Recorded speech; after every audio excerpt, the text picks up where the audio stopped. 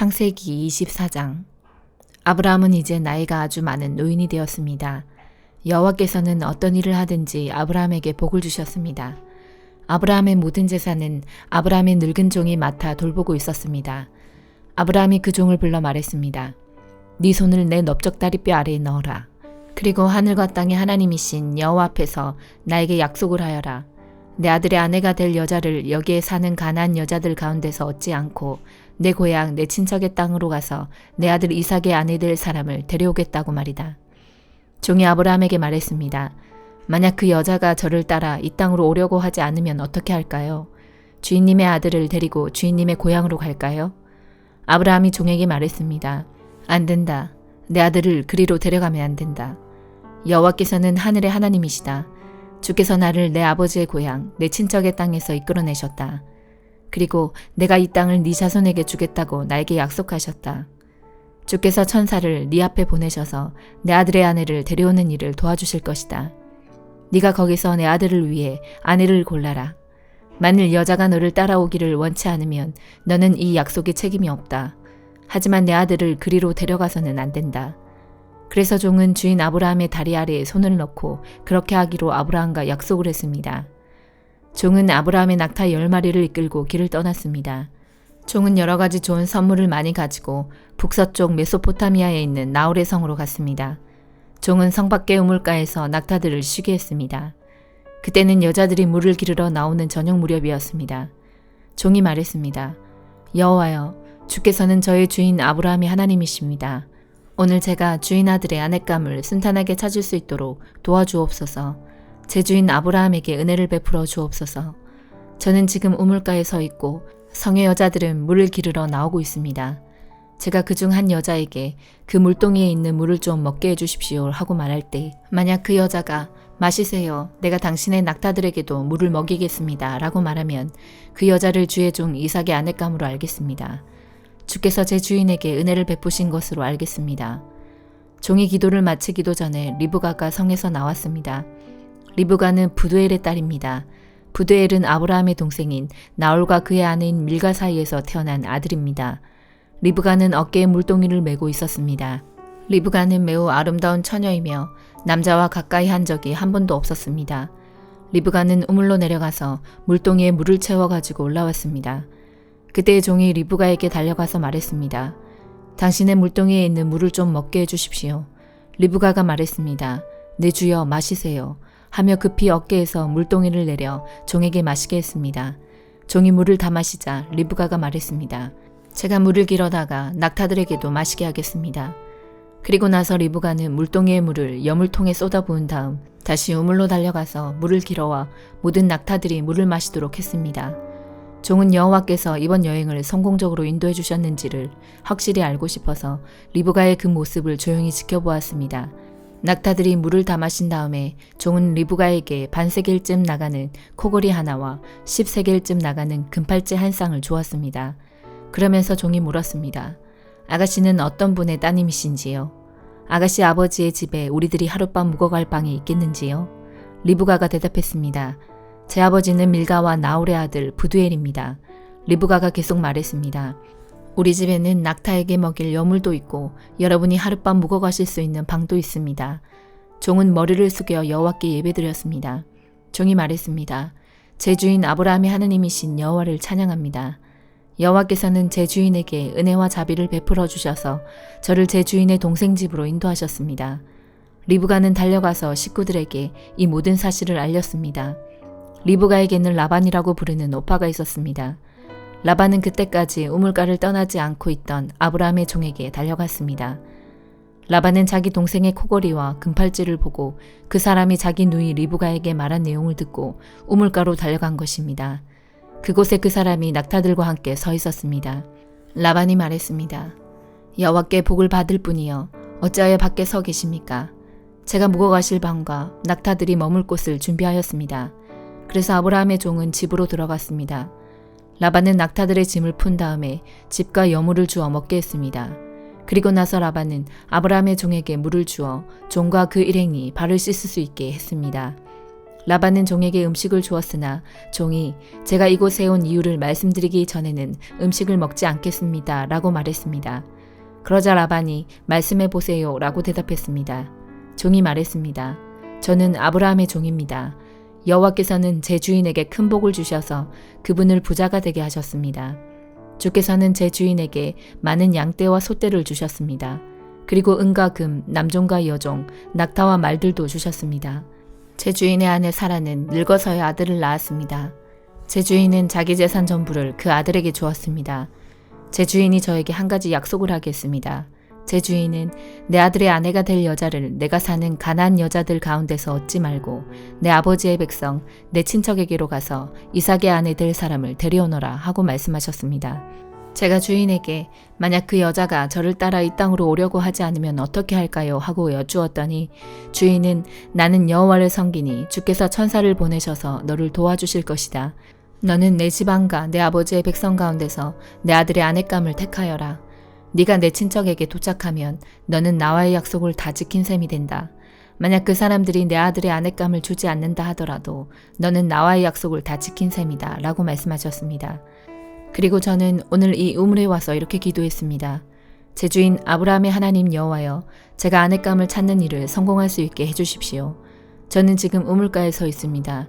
젊은 여자가 물을 기르러 나오는 것을 기다렸다가 그 물동이의 물을 좀 먹게 해주십시오 라고 말할 때 만약 그 여자가 마시세요. 내가 당신의 낙타들에게도 물을 먹이겠습니다 라고 말하면 여호와께서 그 여자를 제 주인의 아들 이삭의 아내감으로 삼으신 줄 알겠습니다.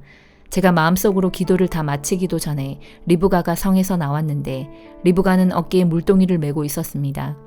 리브가는 우물로 내려가서 물을 길었습니다. 제가 리브가에게 말했습니다. 물 좀 주세요. 그러자 리브가는 급히 어깨에서 물동이를 내리면서 말했습니다. 마시세요. 내가 당신의 낙타들에게도 물을 먹이겠습니다. 그래서 나는 물을 마셨고 리브가는 낙타들에게도 물을 주었습니다. 제가 리브가에게 물었습니다. 아가씨는 어떤 분의 따님이신지요? 리브가가 대답했습니다. 나는 밀가와 나홀의 아들 부두엘의 딸입니다. 저는 리브가의 코에 코걸이를 걸어주고 팔에 팔찌를 채워주었습니다. 그리고 나서 저는 머리를 숙여 여호와께 감사드렸습니다. 저는 제 주인의 하나님 여호와를 찬양했습니다. 이는 주께서 저를 바른 길로 인도해 주셔서 주인의 동생의 손녀딸을 주인의 아들의 아내감으로 얻게 해주셨기 때문입니다. 이제 당신들이 제 주인에게 친절과 진실을 보여주시려거든 그렇게 하겠다고 말씀해 주시고 그렇게 하지 못하겠거든 못하겠다고 말씀해 주세요. 그렇게 해주시면 저도 제가 할 일을 결정할 수 있을 것입니다. 라반과 부두엘이 대답했습니다. 이 일은 여호와께서 하시는 일이니 우리는 좋다 나쁘다 말할 수 없군요. 자, 리브가가 당신 앞에 있으니 데리고 가세요. 여호와께서 말씀하신 대로 리브가를 데려다가 그대의 주인의 아들과 결혼시키세요. 아브라함의 종은 그 말을 듣고 땅에 엎드려 여호와께 예배드렸습니다. 그리고 나서 종은 리브가에게 금과 은으로 만든 보물과 옷을 주었습니다. 종은 리브가의 오빠와 어머니에게도 값진 선물을 주었습니다. 종과 그 일행은 함께 먹고 마셨습니다. 그들은 그날 밤을 그곳에서 묵었습니다. 이튿날 아침 종이 자리에서 일어나 말했습니다. 이제 주인께 돌아가게 해주십시오. 리브가의 어머니와 오빠가 말했습니다. 리브가를 10일 동안만이라도 우리와 함께 있다가 떠나게 해주세요.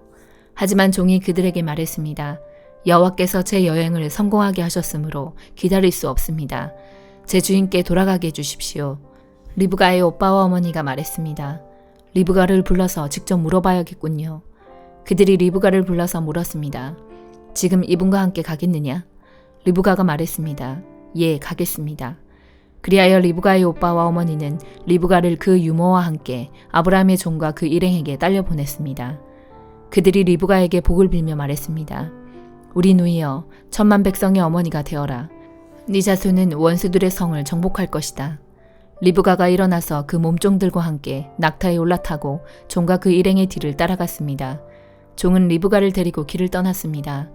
그때 이삭은 브엘라 헤로이를 떠나서 남쪽 네게부 지방에 살고 있었습니다. 어느 날 저녁 이삭은 산책하러 들로 나갔습니다. 이삭이 눈을 들어보니 낙타들이 오고 있었습니다. 리브가는 고개를 들어 이삭을 보더니 낙타에서 내렸습니다. 리브가가 종에게 물었습니다. 저 들판에서 우리를 보려고 이쪽으로 오는 사람은 누구인가요? 종이 대답했습니다. 나의 주인입니다. 그 말을 듣고 리브가는 베일로 자기 얼굴을 가렸습니다. 종이 이삭에게 지금까지 일어난 일을 다 이야기해 주었습니다. 종의 말을 들은 이삭은 리브가를 자기 어머니 사라의 장막으로 데리고 갔습니다. 리브가는 이삭의 아내가 되었습니다. 이삭은 리브가를 매우 사랑했습니다. 어머니를 여인 이삭은 리브가를 통해 위로를 얻었습니다. 마태복음 23장. 그때 예수님께서 무리들과 제자들에게 말씀하셨습니다. 율법학자들과 바리새파 사람들은 모세의 자리에 앉았다. 그러므로 너희는 그들이 말하는 것을 다 행하고 지켜라. 그러나 그들의 행동을 따라하지는 마라. 그들은 말만 하고 행하지는 않는다. 그들은 무거운 짐을 묶어 다른 사람들의 어깨에 올리지만 정작 자신들은 그 짐을 지기 위해 손가락 하나 움직이려고 하지 않는다. 그들은 다른 사람들에게 보이려고 모든 일을 한다. 그래서 말씀 상자를 크게 만들고 옷수를 길게 늘어뜨린다. 이들은 잔치에서 윗자리에 앉기를 좋아하고 회당에서 높은 자리에 앉기를 좋아한다. 이들은 장터에서 인사받는 것을 좋아하고 선생이라고 불리는 것을 좋아한다. 그러나 너희는 선생이라는 소리를 듣지 마라. 너희의 선생님은 오직 한 분이고 너희 모두는 형제들이다. 그리고 세상에서 그 누구에게도 아버지라고 부르지 마라. 아버지는 오직 한 분인데 하늘에 계시다. 너희는 지도자 소리를 듣지 마라. 너희의 지도자는 오직 한 분뿐인 그리스도시다. 너희 가운데 큰 자는 너희의 종이 될 것이다. 누구든지 자신을 높이는 사람은 낮아질 것이고 낮추는 사람은 높아질 것이다.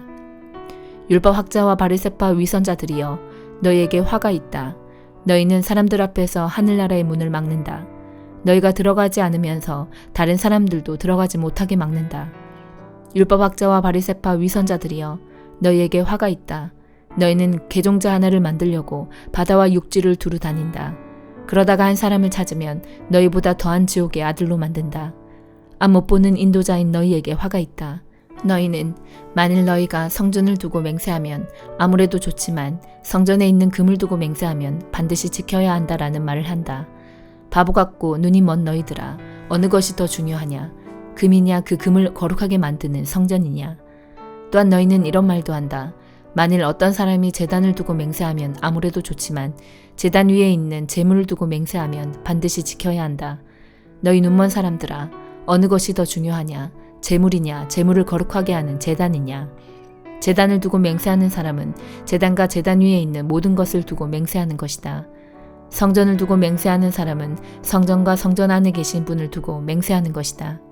하늘을 두고 맹세하는 사람은 하나님의 보좌와 거기에 앉으신 분을 두고 맹세하는 것이다.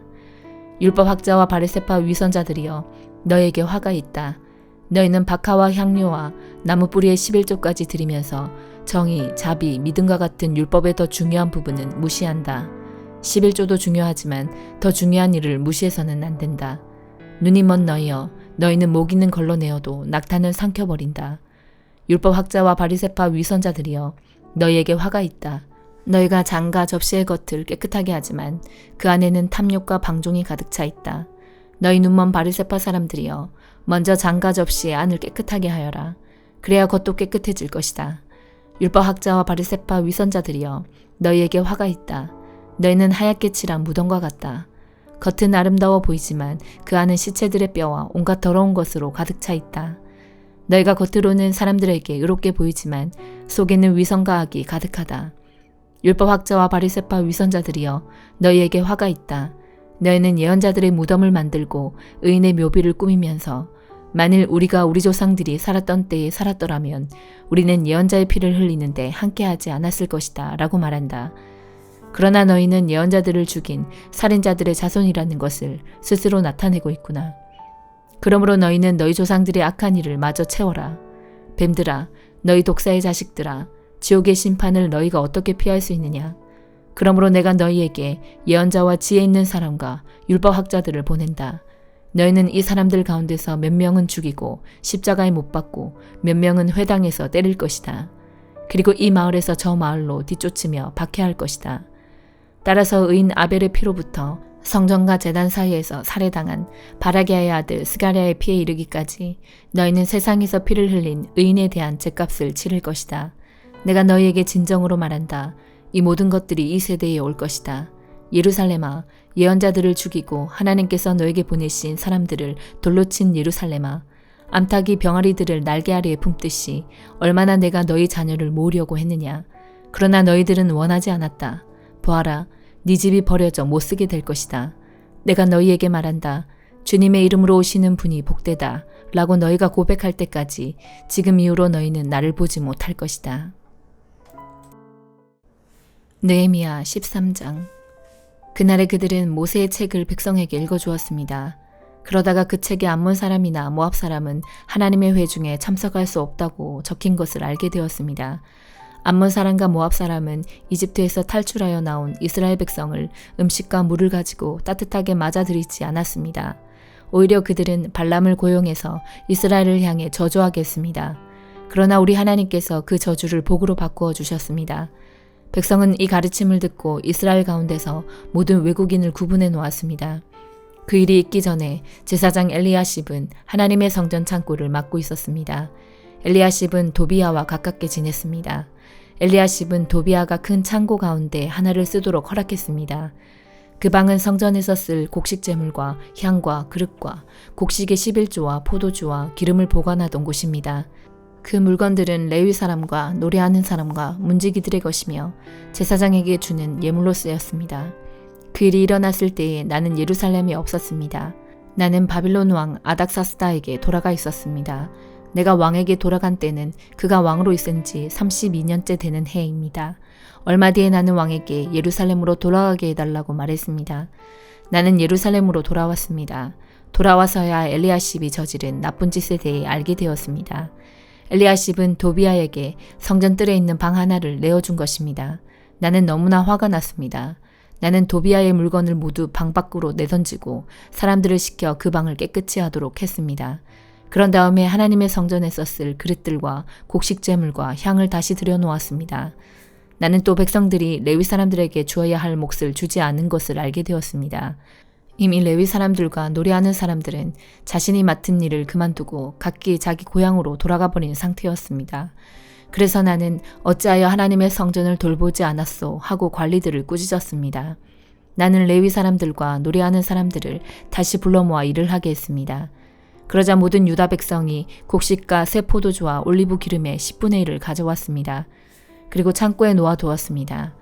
나는 제사장 셀레미야와 서기관 사독과 레위 사람 부다야에게 창고를 맡겼습니다. 그리고 삭굴의 아들 하난에게 그들을 도우라고 했습니다. 삭굴은 마따냐의 아들입니다. 그들이 정직하다는 것은 누구나 다 알고 있었습니다. 그들은 동료들에게 돌아갈 몫을 나누어 주었습니다. 나의 하나님, 이 일에 관하여 나를 기억해 주십시오.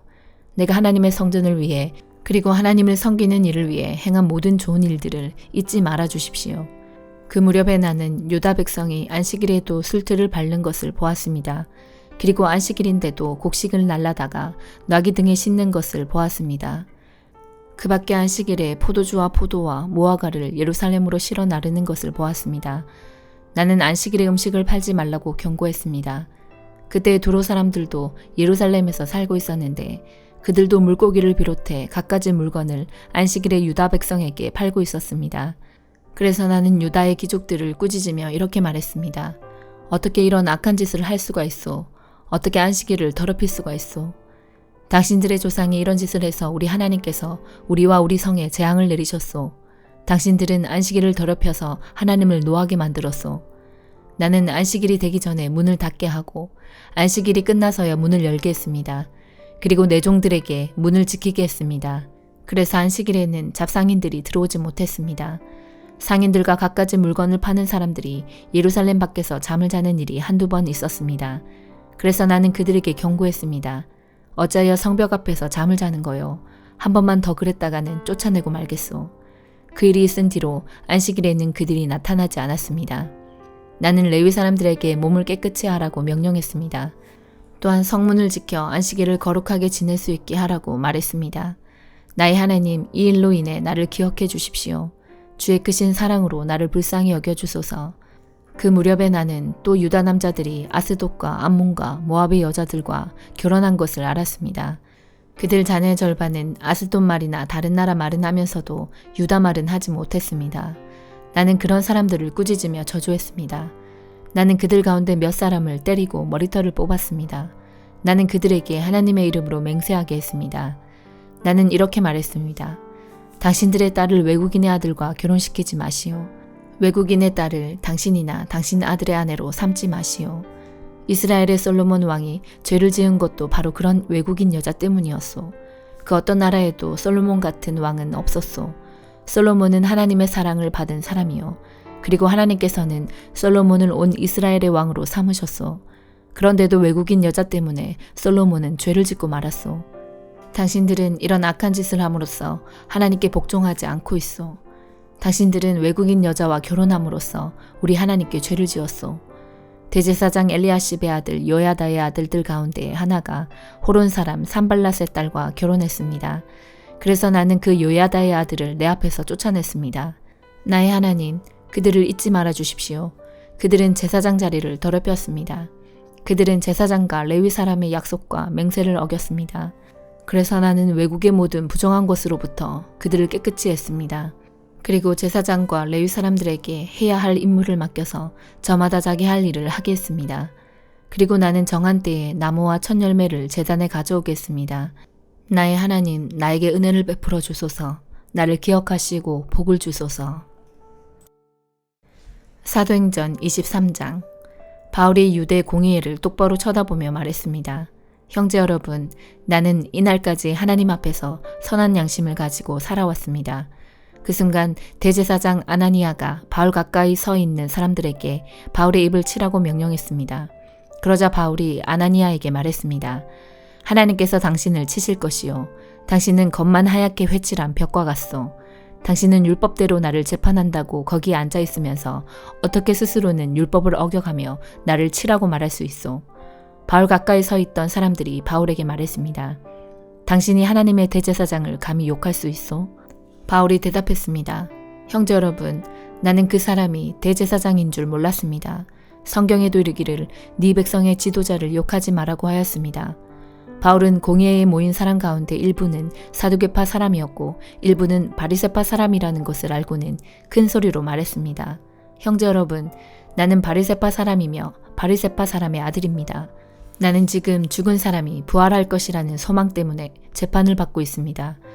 바울이 이렇게 말을 하자 바리새파 사람들과 사두개파 사람들 사이에 다툼이 일어나 공회의 의원들이 나뉘었습니다.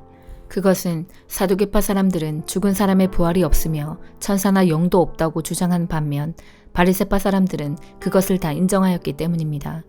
그래서 큰 소동이 일어났습니다. 바리새파 사람들 중에서 율법학자 몇 사람이 일어나 우리는 이 사람에게서 아무런 잘못도 찾을 수 없습니다. 어쩌면 천사나 영이 이 사람을 시켜서 말하는 것인지도 모릅니다. 라고 바울을 두둔했습니다. 다툼이 점점 심각해지자 천부장은 유대인들 때문에 바울의 몸이 찢겨지지는 않을까 걱정이 되었습니다. 천부장은 군인들에게 내려가서 강제로라도 바울을 군중들 손에서 빼내어 병영으로 데리고 가라고 명령했습니다. 그날 밤에 주님께서 바울 곁에 서서 말씀하셨습니다. 용기를 내어라. 네가 예루살렘에서 나를 증언한 것 같이 로마에서도 나를 증언하여야 한다. 이튿날 아침 유대인들은 바울을 죽일 음모를 꾸몄습니다. 그들은 바울을 죽이기 전에는 아무것도 먹지도 않고 마시지도 않겠다고 맹세했습니다. 이러한 음모에 가담한 사람들은 40명이 넘었습니다. 그들이 대제사장들과 장로들에게 가서 말했습니다. 우리는 바울을 죽이기 전에는 아무것도 입에 대지 않겠다고 맹세했습니다. 그러니 이제 여러분들과 공회에서는 천부장에게 가서 바울이 한 일에 대해 좀 더 자세히 신문할 것이 있으니 바울을 내어달라고 부탁하십시오. 그러면 우리는 기다리고 있다가 바울이 이리로 오는 길에 그를 없애버리겠습니다. 준비는 이미 다 되어 있습니다. 그러나 바울의 조카가 이 음모를 듣고 병영으로 가서 바울에게 그 사실을 알려주었습니다. 그래서 바울이 백부장 한 명을 불러 이 젊은이를 천부장에게 데려가 주십시오. 천부장에게 전할 말씀이 있답니다. 라고 말했습니다. 백부장이 바울의 조카를 데리고 천부장에게 가서 말했습니다. 바울이란 제수가 저를 불러 이 젊은이를 천부장님께 데려가 달라고 부탁해서 데려왔습니다. 천부장님께 드릴 말씀이 있답니다. 천부장이 젊은이의 손을 잡고 아무도 없는 곳으로 데려가 물었습니다. 내게 전할 말이 무엇이냐? 젊은이가 말했습니다. 유대인들이 천부장님께 바울을 신문할 것이 더 있다는 구실을 대면서 내일 바울을 그들의 공의회로 끌어내어 달라고 천부장님께 청하기로 결정했답니다. 그러나 그들의 말을 고지 듣지 마십시오. 40명도 더 되는 사람들이 숨어서 바울을 기다리고 있습니다. 그들은 바울을 죽이기 전에는 아무것도 먹지도 않고 마시지도 않겠다고 맹세까지 하였습니다. 그들은 지금 준비를 다 해놓고 천부장님의 승낙만 기다리고 있습니다. 천부장이 젊은이를 돌려보내면서 네가 이 내용을 내게 알렸다고 아무에게도 말하지 마라 하고 단단히 주의를 주었습니다. 천부장이 백부장 2명을 불러 다음과 같이 명령했습니다. 병사 200명과 기병대 70명과 창을 쓰는 병사 200명을 무장시켜 오늘 밤 9시에 가이사랴로 떠날 준비를 갖추게 하여라. 또 바울을 총독 벨릭스에게 안전하게 호송할 수 있도록 그를 태울 짐승도 준비해 두도록 하여라. 그리고 천부장은 이러한 내용의 편지를 썼습니다. 글라우디오 루시아가 총독 벨릭스 각하에게 문안드립니다. 이 사람은 유대인들에게 잡혀 살해당할 뻔한 사람입니다. 그런데 저는 이 사람이 로마 시민이라는 것을 알고는 제 병사들을 데리고 가서 그를 구했습니다. 저는 유대인들이 무슨 일로 이 사람을 고소하는지 알고 싶어 그들의 공의회로 이 사람을 데려갔습니다. 거기서 저는 그들이 이 사람을 고소하는 것이 그들의 율법에 관한 것일 뿐 이 사람에게는 사형을 당하거나 감옥에 갇힐 만한 죄가 없다는 것을 알았습니다. 그런데 유대인들이 이 사람을 죽이려는 음모를 꾸민다는 정보를 듣고 저는 곧바로 이 사람을 가깝게 보내는 것입니다. 그리고 그 유대인들에게도 이 사람에 대해 고소할 말이 있으면 가깝게 직접 하라고 일러두었습니다. 군인들은 명령대로 그날 밤으로 바울을 데리고 안디바드리까지 갔습니다. 이튿날에는 기병대에게 바울을 가이사랴로 호송하라고 부탁하고 다른 군인들은 예루살렘에 있는 병영으로 돌아갔습니다. 기병대는 가이사랴에 도착하여 총독에게 편지를 전달하고 바울도 그에게 넘겨주었습니다. 총독은 편지를 읽고 나서 바울에게 어느 지방 사람이냐고 물었습니다. 총독은 바울이 길리기아 사람이라는 것을 알고는 바울에게 이렇게 말했습니다. 그대를 고소하는 사람들이 도착하면 그때 그대의 말을 들어보겠소. 그리고는 바울을 헤롯이 지은 왕궁에 가두어 지키라고 명령을 내렸습니다. 아멘.